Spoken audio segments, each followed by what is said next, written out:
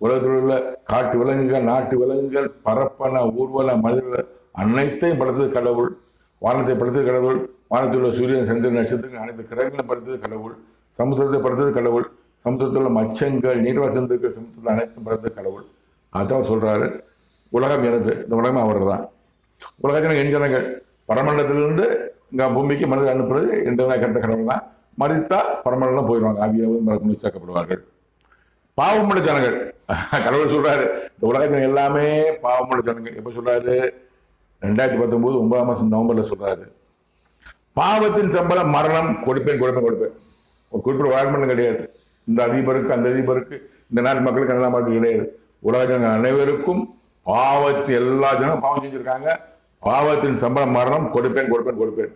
Corona virus வரப்போவதை சூசகமாக மறைமுகமாக என்ற நகரத்தை சொல்லியிருக்கிறார். புரிந்து கொள்ளுங்கள்.